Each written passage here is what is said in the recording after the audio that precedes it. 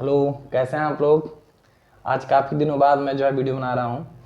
आज मैं class 10th का मैथ द्विघात समीकरण पढ़ाने वाला हूं, जो कि चौथा अध्याय है। और हम लोग इस बुक से पढ़ेंगे, जो कि हमारा सरकारी बुक है। आप लोग भी इससे पढ़िए, क्योंकि सिलेबस काफ़ी कम हो चुका है। और मैं कोशिश यही करूँगा कि लगभग 90 दिन में मैथ आपका ख़त्म कर दूँ, जो कि जनवरी की लास्ट तक। क्योंकि अब शुरुआत में आज से कर दिया हूँ। बीच में कुछ निजी कारणों से समय न मिलने के कारण मैं वीडियो नहीं बना पा रहा था। और हम लोग ये भी जानते हैं कि डेट अनाउंस हो गया है कि पेपर क्लास 10th का और 12 का कब से होने वाला है। तो 10th का जो पेपर 18 फरवरी से है, 12 का भी शायद यही डेट सुनने में आ रहा है। तो मैं क्लास 12th का भी मैथ बहुत जल्द पढ़ाने वाला हूँ, वीडियो बनाने वाला हूँ आपके लिए, देखिए। और आज हम लोग पढ़ेंगे द्विघात समीकरण, जो कि बीज गणित के अंतर्गत आता है। बीज गणित में 3 चैप्टर है आपका। पहला चैप्टर है बहुपद, और दूसरा चैप्टर है दो चरों वाला रैखिक समीकरण, और तीसरा द्विघात समीकरण। इन तीनों चैप्टर से मिला के आता है 18 नंबर का। जो बीज गणित का जो अध्याय है, कुल 18 नंबर का आता है 70 में से। तो आज हम लोग पढ़ेंगे द्विघात समीकरण, ठीक है। और द्विघात समीकरण किसे कहते हैं, चलिए देखिए, पहले पढ़ते हैं। द्विघात समीकरण किसे कहते हैं, ठीक है। ax² + bx + c, ये होता है द्विघात समीकरण। द्विघात समीकरण का रूप यही है। देखिए, द्विघात समीकरण उसे कहते हैं ऐसा समीकरण जिसका अधिकतम घात, ऐसा समीकरण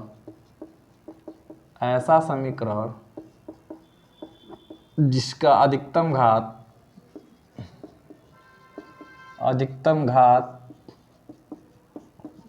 2 हो, उसे द्विघात समीकरण कहते हैं। उसे द्विघात समीकरण कहते हैं। अब देखिए, मतलब कि ऐसा समीकरण जिसमें अधिकतम घात क्या हो, अधिकतम पावर क्या हो, 2 हो, उसे क्या कहते हैं द्विघात समीकरण। या फिर ऐसा कह सकते हैं कि ऐसा समीकरण जिसमें चर का अधिकतम घात, क्योंकि x क्या है, चर है, और a b c क्या है, वास्तविक संख्याएं हैं। आप लिखेंगे a b और c वास्तविक संख्याएं हैं, और x क्या है, चर है। x चर है, यहां लिखेंगे जहां a b c वास्तविक संख्या है और x क्या है, चर है। देखिए, अब वास्तविक संख्या क्या होती है, जो वास्तव में हो, मतलब रियल नंबर उसको अंग्रेजी में बोलते हैं, जो कि वास्तव में होता है, उसी को हम क्या कहते हैं, वास्तविक संख्या है। अब देखिए, अब चर क्या होता है कि चर उसे कहते हैं जो राशियां अज्ञात हो। क्या हो, अज्ञात हो। अज्ञात का मतलब जो हमको पता ना हो, अज्ञात हो, वह चर कहलाती हैं। क्या कहलाती हैं, चर कहलाती हैं। जैसे मान लीजिए 2x² + 5x + 6, इसमें x क्या है, x चर है, क्योंकि x का मान हमको पता नहीं है। और a b c, a का मान है 2, b का मान है 5, c का मान है 6। इसमें क्या है, देखिए a b c का मान हमें पता है, तो a b c क्या कहलाती हैं, वास्तविक संख्याएं। कोई दिक्कत, वास्तविक संख्याएं। आशा करते हैं आप लोग को समझ में आ चुका होगा कि ये a और b और c और x क्या है, चर है। तो चर उसे कहते हैं जो राशि ज्ञात, उसे क्या कहते हैं, चर कहते हैं, ठीक है। अगला अचर। अचर किसे कहते हैं, जो राशियां ज्ञात हो, क्या हो, ज्ञात हो, जो पता हो, उसे चर कहते हैं, चर कहते हैं। कोई दिक्कत नहीं। अब देखिए, जैसे 6 हो गया, 5 हो गया, 4 हो गया, 2 हो गया, ये सभी ज्ञात हैं। तो जो राशि ज्ञात, उसे क्या कहते हैं, अचर कहते हैं। क्या कहते हैं, अचर कहते हैं, ठीक है। अब आशा करते हैं हम लोग को समझ में आ चुका है। द्विघात समीकरण दोबारा हम लोग पढ़ेंगे कि ऐसा समीकरण जिसका अधिकतम घात 2 हो या 2 हो, उसे द्विघात समीकरण कहते हैं। या ऐसा समीकरण जिसमें चर का अधिकतम घात 2 हो, उसे क्या कहते हैं, द्विघात समीकरण कहते हैं। इसके 2 परिभाषा हमने बता दिया। ये है द्विघात समीकरण। अब देखिए, पहले चैप्टर में हम लोग को ये पढ़ना है कि द्विघात समीकरण चेक कीजिए कि दिया गया समीकरण द्विघात समीकरण है कि नहीं है। पहला चैप्टर हमारा यही है, और हम आशा करते हैं कि आप लोगों को ये चीज़ें समझ में आ चुकी होंगी। आप इसको नोट कीजिए, ठीक है। आगे बढ़ते हैं। अब देखिए, जैसे 4.1 प्रश्नावली 4.1। देखिए पहला दिया है जांच कीजिए कि क्या निम्न द्विघात समीकरण है। द्विघात समीकरण है, चेक करेंगे। देखिए कैसे, जो भी सवाल हम लगाएंगे वो इस रूप का आना चाहिए। अगर इस रूप में आ गया तो द्विघात समीकरण कहलाएगा, अगर इस रूप में नहीं आता तो द्विघात समीकरण नहीं कहलाएगा। अब इस रूप में एक चीज़ और देखना, देखिए अभी याद आया, इसमें ए का मान कभी भी जीरो नहीं होना चाहिए, ए इक्वल टू नॉट जीरो। अगर ए का मान जीरो हो जाता है तो जीरो का गुणा एक्स में करेंगे तो जीरो आएगा, अर्थात बचेगा क्या, बी एक्स प्लस सी। तो इसमें क्या बचेगा कि अधिकतम घात दो नहीं होगा, तो जब इसमें अधिकतम घात दो नहीं होगा तो बी एक्स प्लस सी जो है द्विघात समीकरण नहीं कहलाएगा। तो ए का मान किसी भी कंडीशन में जीरो नहीं होना चाहिए। बी का मान जीरो हो जाता, सी का मान जीरो हो जाता, तब भी ये द्विघात समीकरण कहलाएगा, लेकिन ए का मान कभी भी जीरो नहीं होना चाहिए। अगर ए का मान जीरो हो गया तो ये द्विघात समीकरण नहीं कहलाएगा। ठीक है, अब देखिए पहला सवाल कह रहा है कि x प्लस 1 का whole square equal to 2 into x minus 3। ठीक है, यहाँ ब्रैकेट लग गया, तो ब्रैकेट का मतलब हो गया क्या, कोष्टक, जो कि हिंदी में बोलते हैं। ब्रैकेट का मतलब हो गया गुणे का चिन्ह। x प्लस 1 का होल स्क्वायर, आप लोग पढ़े होंगे कि a प्लस बी का होल स्क्वायर क्या होता है, A square plus B square plus 2ab। ये हमारा सूत्र है, आप नोट कर लेंगे जिसको नहीं पता होगा। a प्लस बी का होल स्क्वायर, तो इसी रूप का ये भी है, a का मान x है, b का मान 1 है। अब ये स्क्वायर लगा तो a प्लस बी का होल स्क्वायर का सूत्र लगाएंगे हम, तो a स्क्वायर मतलब x का स्क्वायर, b स्क्वायर मतलब 1 का स्क्वायर, प्लस 2a, a का मान x इंटू b का मान है 1। ठीक है, अब इस 2 का यहाँ गुणे का चिन्ह है, तो 2 का इसमें गुणा करेंगे 2x, प्लस यहाँ पर है ये भी प्लस है, प्लस प्लस का गुणा होगा प्लस 2x, प्लस और माइनस, प्लस का माइनस में गुणा होगा तो माइनस 2 तिहाई 6, अर्थात एक्स स्क्वायर 1 का वर्ग प्लस 2x कम 2x equal to 2x minus 6। जब बराबर के दोनों साइड कोई संख्या समान हो तो कट जाती है, जैसे 2x, इधर भी 2x प्लस 2x कट गया, ये खत्म हो गया, बचा क्या, x plus 1 equal to minus का 6। अब देखिए एक्स स्क्वायर प्लस का 1 माइनस 6 इधर आएगा तो प्लस 6 बनेगा equal to 0, x plus 7, x square plus 7 equal to 0। देखिए ये क्या है, द्विघात समीकरण है कि नहीं है। देखिए हमको चेक क्या करना है कि ये द्विघात समीकरण है कि नहीं है। हमने समीकरण हल किया, हमने देखा कि जो ये उत्तर आया एक्स स्क्वायर प्लस 7 वो इससे मैच कर रहा है कि नहीं। हमको यही देखना है कि ए का मान कभी जीरो ना हो।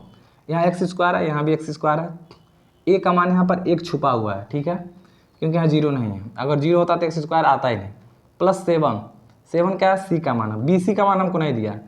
अगर ये वाला मान दिया है और ये वाला दिया है तब भी वो द्विघात समीकरण कहलाएगा। अगर ये वाला मान दिया और ये वाला मान दिया है तब भी वो द्विघात समीकरण कहलाएगा। देखिए इसमें दो ही मान दिया है, एक्स स्क्वायर प्लस सी, दो दिया रहेगा तभी द्विघात समीकरण कहलाएगा, तीनों दिया रहेगा तभी द्विघात समीकरण कहलाएगा, ये दोनों दिया रहेगा तभी द्विघात समीकरण कहलाएगा। लेकिन अगर ये 9 दिया रहा है, केवल bx प्लस सी दिया रहा है तो वो द्विघात समीकरण नहीं कहलाएगा। क्यों, क्योंकि हम अभी पढ़े हैं कि जिस समीकरण का अधिकतम घात 2 हो वही जो है द्विघात समीकरण कहलाता है। यही हमारा क्या हो गया उत्तर, ये द्विघात समीकरण है। हाँ लिखेंगे, क्या लिखेंगे, हाँ ये द्विघात समीकरण है, द्विघात समीकरण के रूप का है। आशा करते हैं समझ में आ गया होगा, नोट कीजिए। ठीक है, इसको मिटाते हैं हम। दूसरा सवाल देखेंगे हम लोग इसका। दूसरा सवाल इसका है एक्स स्क्वायर माइनस का 2x इक्वल टू माइनस का 2 गुणे 3 माइनस एक्स। ये दिया सवाल, कह रहा है इसको हल करके बताइए कि द्विघात समीकरण है कि नहीं है।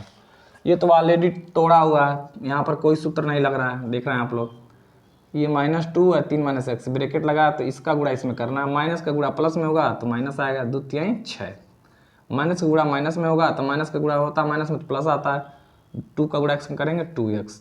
अब देखिए एक्स स्क्वायर माइनस का 2x, इन सभी को उठा के इधर लाइए, बराबर के इस साइड लाएंगे तो चिन्ह बदल जाएगा, -6 इधर आएगा तो +6, +2 इधर आएगा तो -2x, ये बच गया बराबर इक्वल टू। यहाँ जब सारे के सारे संख्याएं उठा के इधर चले आए तो इधर क्या बच गया 0, जब किसी भी संख्या को बराबर के इस साइड से या उस साइड ले जाया जाता है तो उसका चिन्ह बदल जाता है। जैसे माइनस था तो ये प्लस हो गया, ये प्लस था तो माइनस हो गया। अब देखिए इसको जोड़ेंगे, हल करेंगे। देखिए एक्स स्क्वायर अकेला है और एक्स स्क्वायर तो इसमें कोई है नहीं, तो अकेला इसको लिख दिए। अब यहाँ 2x, यहाँ भी 2x, मतलब x दोनों में स्थित है, तो दोनों को एक साथ जोड़ेंगे।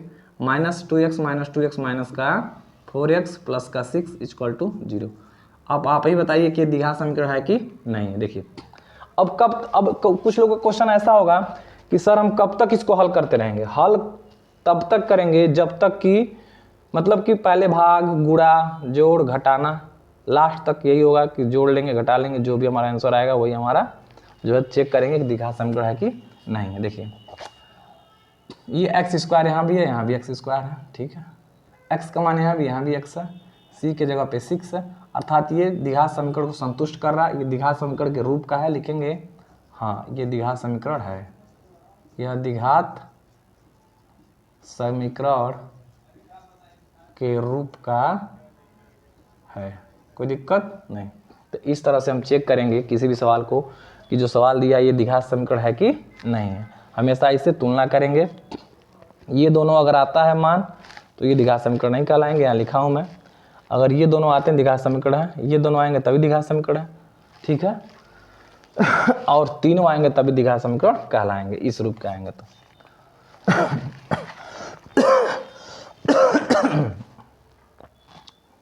आशा करते हैं आप लोग को समझ में आ चुका होगा।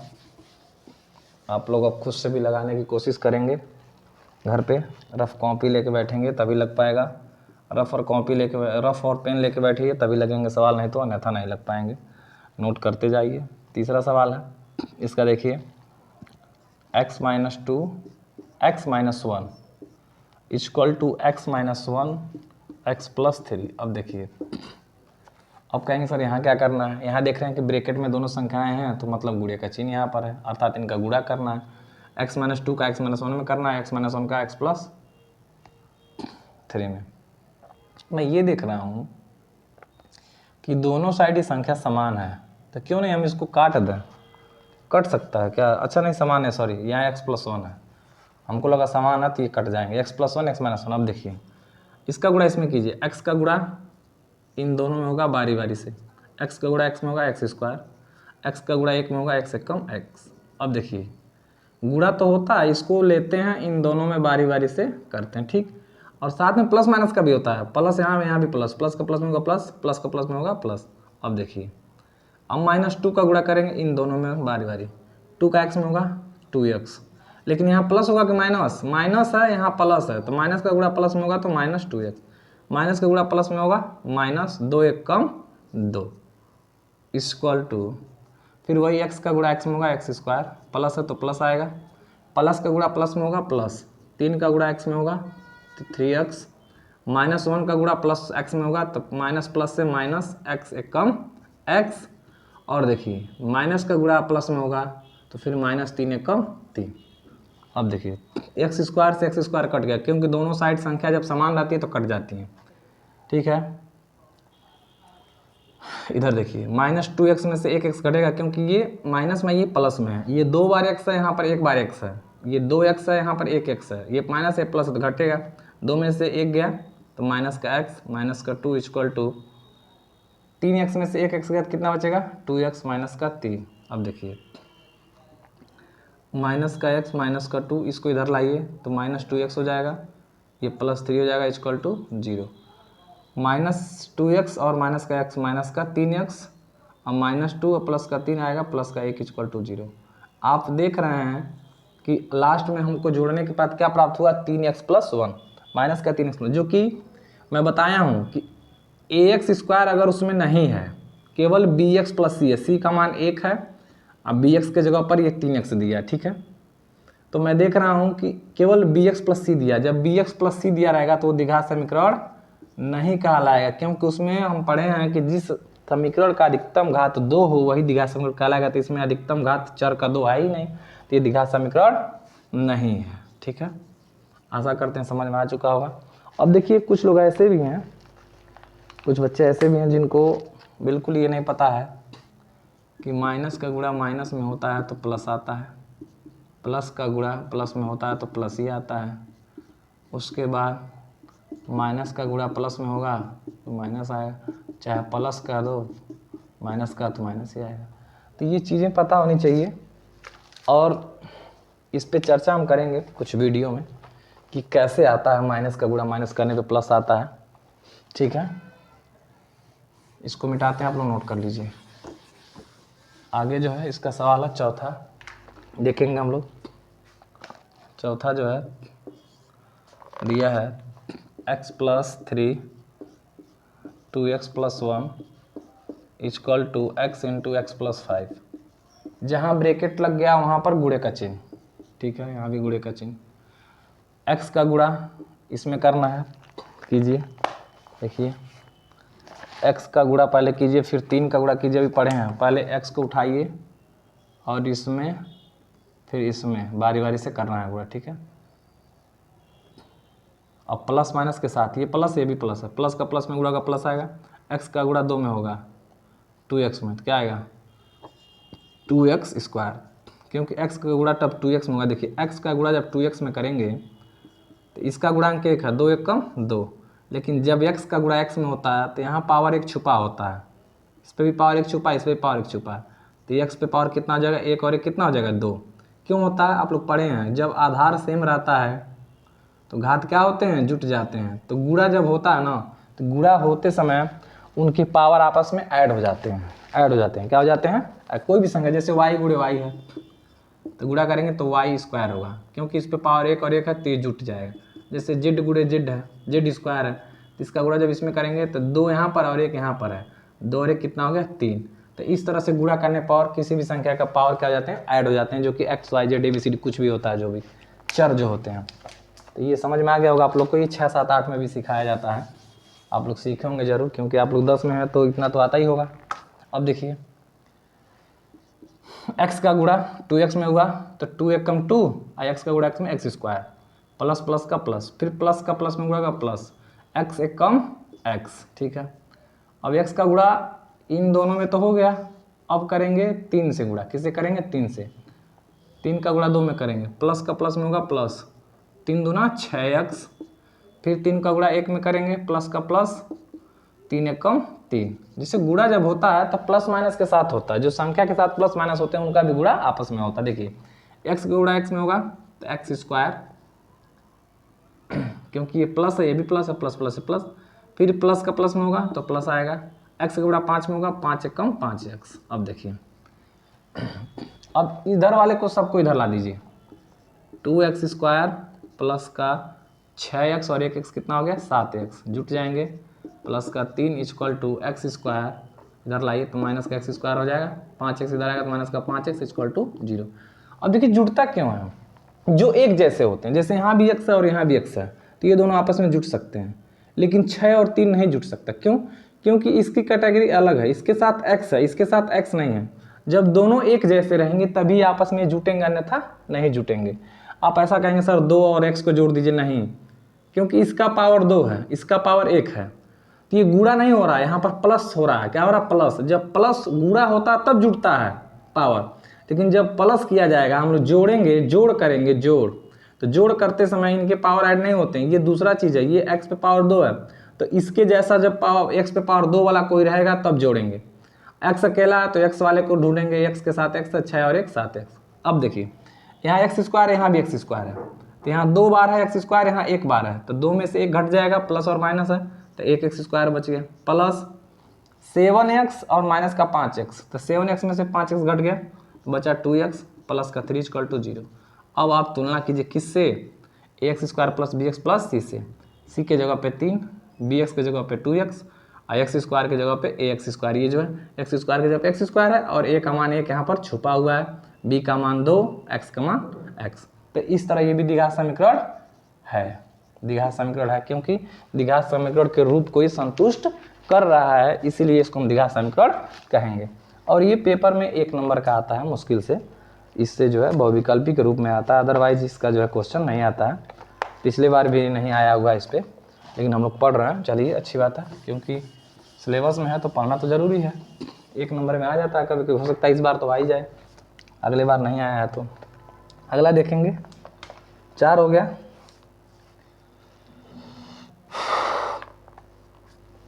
ठीक है, 5वां देखिए, 5वां कह रहा है 2x - 1 गुणे x - 3 equal to x + 5 into x - 1। इसको भी चेक करना दिखा समीकरण है कि नहीं। देखिए जब ये ब्रैकेट लग गया है तो गुणे का चिन्ह है, यहाँ भी ब्रैकेट लगा था, गुणे का चिन्ह दिया नहीं है तो आपको लगाना पड़ेगा गुणे का चिन्ह। ठीक है, अब गुणा करना, गुणा कीजिए। 2x का x में होगा तो 2 1 कम 2, x का x में होगा x², प्लस का प्लस प्लस, यही चीज़ बार बार मैं समझा रहा हूँ, आप लोग याद रखिएगा। फिर 2x का गुणा 3 में होगा तो प्लस और माइनस, तो माइनस होता है, प्लस माइनस का गुणा होगा 2 3 6x। अब 1 का गुणा इन दोनों में करेंगे बारी बारी, 1 - 1 ये प्लस x, तो माइनस प्लस से माइनस, x एक कम x, और माइनस का माइनस में गुणा का प्लस 3 एक कम 3 इक्वल टू, इसमें गुणा कीजिए, x का गुणा x में होगा तो x², x का गुणा 1 में होगा तो माइनस का x, 5 का गुणा x में करेंगे प्लस का 5x, अब प्लस माइनस से माइनस, 5 एक कम 5। अब देखिए सबको इधर लाइए, 2x² माइनस का 6x और माइनस का 1x, 6 और 1 कितना हो गया 7x, प्लस का 3, ये प्लस का x² इधर आएगा तो माइनस, माइनस का x इधर आएगा तो प्लस x, प्लस 5x इधर आएगा तो -5x, माइनस 5 इधर आएगा तो प्लस 5 इक्वल टू, इधर क्या बच गया 0, बराबर की इधर क्या बच गया 0, और ये सब इधर लाए तो इन सभी का चिन्ह इधर आने पर बदल गया। देखिए प्लस था तो माइनस हो गया, माइनस था तो प्लस, प्लस था तो माइनस, माइनस था तो प्लस। अब देखिए पहले बड़े वाले घात को देखते हैं, 2x² x² यहाँ पर भी है, इनको जोड़ते हैं, 2 प्लस में है, ये माइनस में है, तो 2 में से 2x² में से 1x² घट गया क्योंकि यहाँ 1 छुपा हुआ है, तो 2 में से 1 गया तो कितना बच गया 1x², माइनस का 7 है x, प्लस का x, प्लस माइनस का 5x। देखिए 3 गो हैं x वाले, देखिए यहाँ पर और यहाँ पर, तो माइनस वाला पहले जोड़ लीजिए, -7 - 5 -12x होंगे, अब 12x अब प्लस का x है, ये -12x है, तो -12 में से प्लस x गया तो माइनस का 11x बचेगा। ठीक है, उसके बाद क्या बचा 3 और 5, 5 और 3 कितना होगा 8 इक्वल टू 0। तो ये द्विघात समीकरण का रूप का है, क्यों, c का मान 8, bx का मान, b का मान 11, x का मान x, x² x का मान x² और a का मान 1। अब कहेंगे सर यहाँ तो प्लस और यहाँ माइनस आ गया, तो उस प्लस और माइनस से हमको मतलब नहीं है, यहाँ पर माइनस आए चाहे प्लस आए, हमको बस ये 3 चीज़ें देखनी है कि इन तीनों में से तीनों आ रहा है कि नहीं, या फिर ये दोनों आना चाहिए या फिर ये दोनों आना चाहिए। बल्कि अगर जब ये नहीं रहेगा तो द्विघात समीकरण नहीं कहलाएगा, इस बात का ध्यान रखिएगा। ठीक है, अब क्यों ऐसा कह रहे हैं, देखिए x² प्लस माइनस का 11x plus 8x equal to, क्या मैं इसको इस समीकरण को ऐसे नहीं लिख सकता हूँ, लिख सकता हूँ। देखिए x² प्लस आ गया, यहाँ पर आ गया प्लस, यहाँ भी प्लस आ गया, तो इस समीकरण को मैं इस रूप में भी लिख सकता हूँ, इसलिए ये द्विघात समीकरण का रूप है। तो माइनस और प्लस, हम माइनस प्लस से हमको नहीं घबराना, यहाँ माइनस आए चाहे कुछ भी आए, हमको उससे मतलब नहीं, हमको बस ये कंडीशन देखना है कि कंडीशन सही है कि नहीं, अगर कंडीशन सही है तो ये द्विघात समीकरण है। ठीक है, आगे देखिए, तो ये भी जो है द्विघात समीकरण है। अब देखेंगे हम लोग 5वां सवाल हो गया, आशा करते हैं आप लोग को समझ में आ चुका होगा। अब देखिए मैं यही कहना चाहूँगा, अगर आप नोट्स नहीं बनाएंगे, घर पे प्रैक्टिस नहीं करेंगे, एग्जाम्पल नहीं लगाएंगे, तो फिर मैथ में बेड़ा पार नहीं होने वाला है।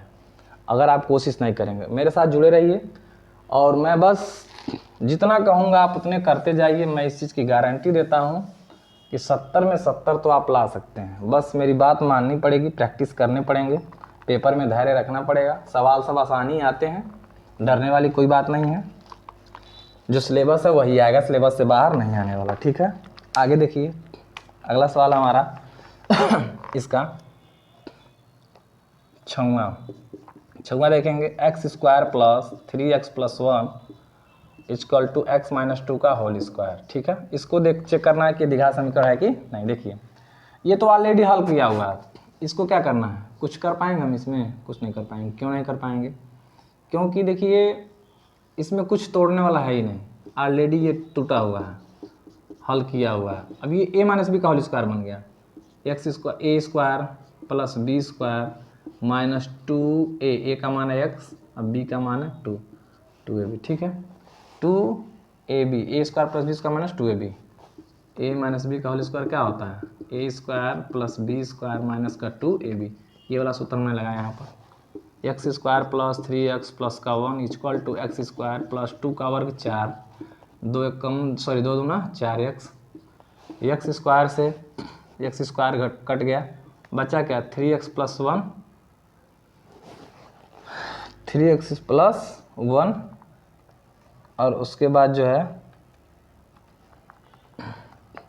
क्या बच गया इधर माइनस का सॉरी प्लस का 4 माइनस का 4x। देखिए 3x प्लस 1 ये इधर आएगा तो माइनस का 4 प्लस का 4x इक्वल टू 0, चिन्ह बदल जाएंगे, 3x 4x 7x हो गया, माइनस 4 में से प्लस 1 गया तो माइनस का 3 इक्वल टू 0। ये द्विघात समीकरण नहीं है। क्यों नहीं है? क्योंकि इसमें अधिकतम घात 2 है ही नहीं, पावर 2 आना चाहिए जो कि 2 इसमें नहीं है, केवल bx प्लस सी दिया। जब bx प्लस सी के रूप में आएगा तो द्विघात समीकरण नहीं होगा। आशा करते हैं समझ में आ गया होगा। अब मैं आप लोगों से यही कहना चाहूँगा, जो इसका अगला सवाल है 4.1 का पहले का 7वां और 8वां आप लोग जो है हल करेंगे अपने आप से, और हल करके कमेंट करेंगे आप लोग कि आंसर क्या आप लोग का आया हुआ है। और आज के लिए इतना ही। और 4.1 का जो है दूसरा सवाल कह रहा है कि निम्न स्थितियों को द्विघात समीकरण के रूप में निरूपित कीजिए, जो कि हम अगले वीडियो में बताएंगे। मात्र 4 सवाल है जो कि 10 या 15 मिनट लगेंगे, इसको भी ख़त्म कर दिया जाएगा। और अपने दोस्तों के साथ जो है वीडियो को शेयर करें, लाइक सब्सक्राइब भी करें, ठीक है, और हमारे साथ जुड़े रहें, ठीक है। आपको आसानी से जो है मैथ्स समझ में आ जाएगा। हम पूरी कोशिश करेंगे कि मात्र जो है 90 दिन में जो है आपका सिलेबस ख़त्म हो जाए और आप जो है पेपर में अच्छे से अच्छे अंक प्राप्त कर सकें। देखिए पेपर जो है कुछ ज़्यादा अलग नहीं आता है, जब आप जो चीज़ें पढ़ के जाएंगे वही आएंगे, क्योंकि एक सिलेबस होता है, हर एक चीज़ का एक लिमिट होता है। अगर आप सिलेबस करके जाएंगे तो आप पेपर भी अच्छा करेंगे और अच्छे अंक भी प्राप्त करेंगे। आज के लिए इतना ही। जय हिंद, जय भारत।